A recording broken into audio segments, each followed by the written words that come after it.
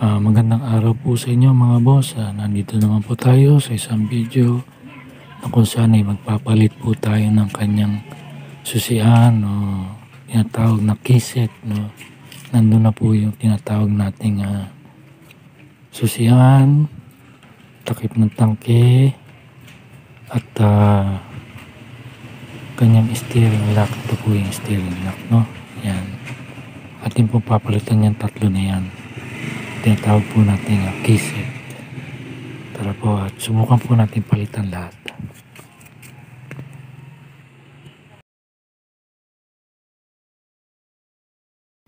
Una po, buksan po muna natin itong headlight para po makita natin ang line ng susian, no? Yung mga wiring ng susian para po matanggal natin isa-isa.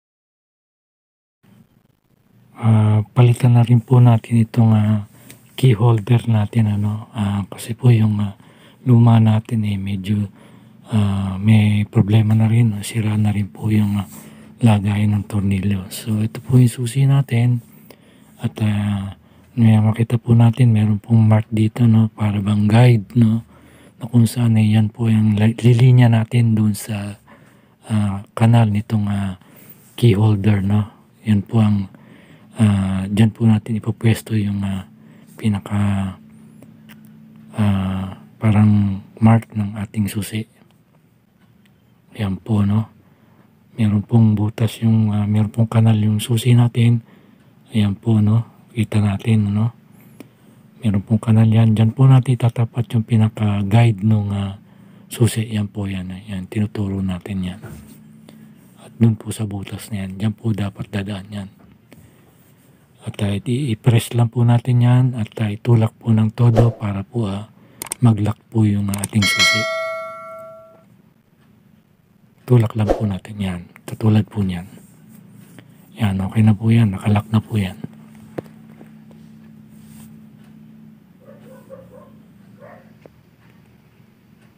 So yan po, functional naman po ang ating susi, no? At gumagana siya.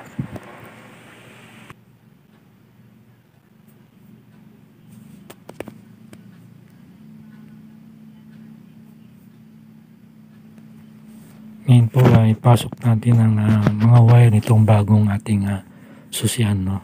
Pasok po natin dyan sa pagitan ng manubela at top bridge tawagin, no, yung mahawak sa manubela.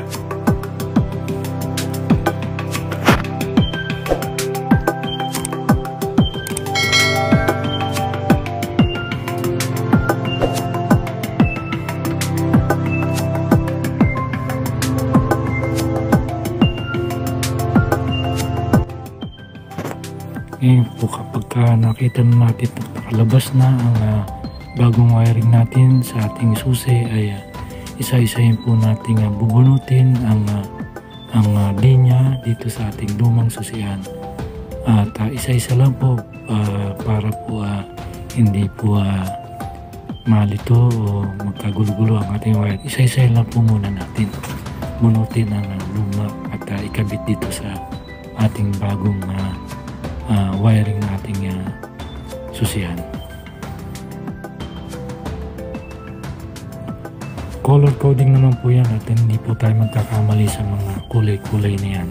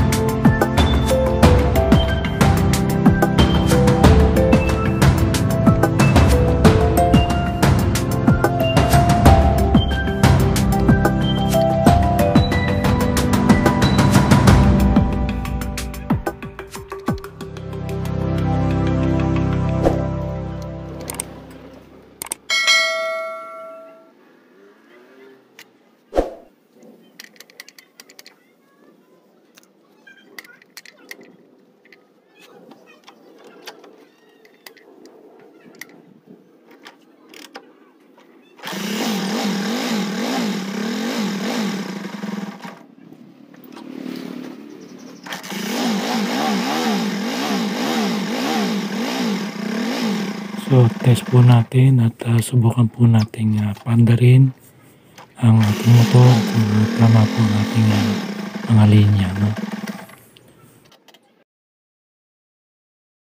So ngayon po, sunod natin tanggalin itong steering lock, no?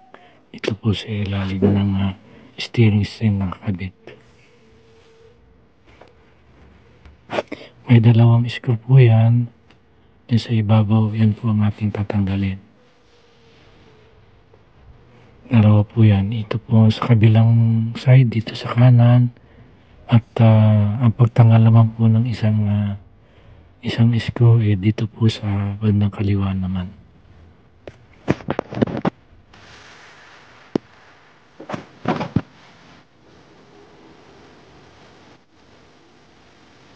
Yan po, ito po yung kabilang side sa kaliwa.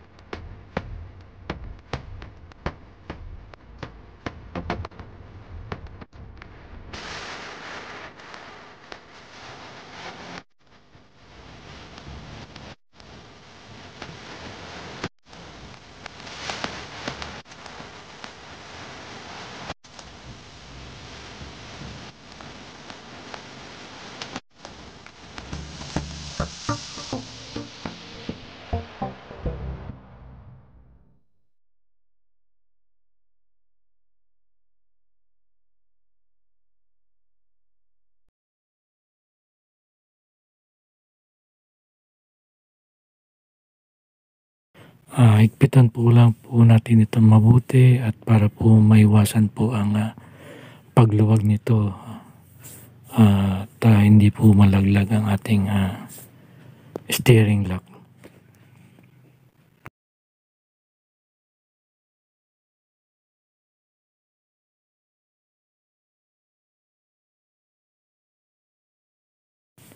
At atin pong subukan itong ating steering lock kung functional po o gumagana ang kanyang pin dito sa kanyang lock dito sa manubela.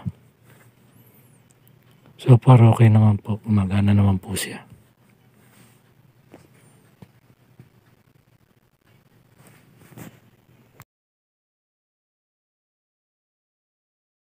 At ang huli po natin ilalagay ay itong ating fuel cap o takip nitong ating tangke.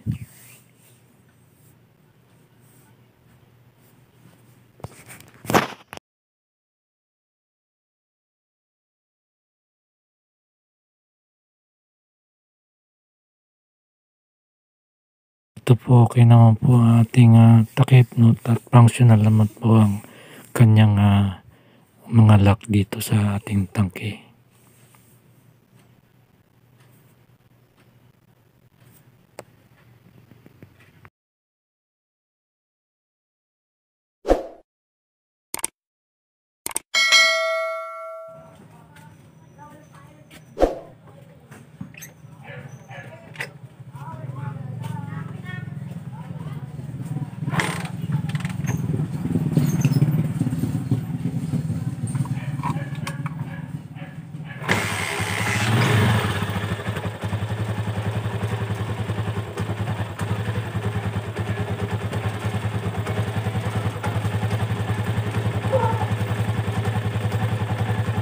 So, pwede na po natin ibalik ang ating headlight dito sa ating headlight case, no? At ayusin lang po muna mabuti ang ating wiring at para po maiwasan ng pagkabunot at pagkaipit ng ating mga wire dito sa ating headlight, no?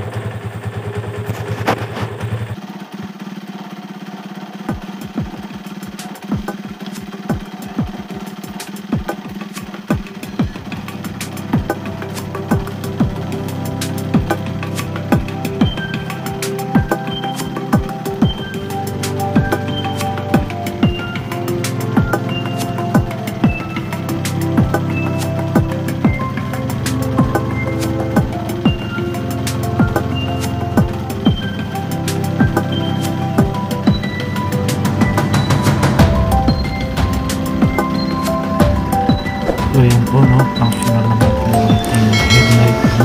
At maraming salamat po sa inyong panonood dito po sa ating video. Thank you.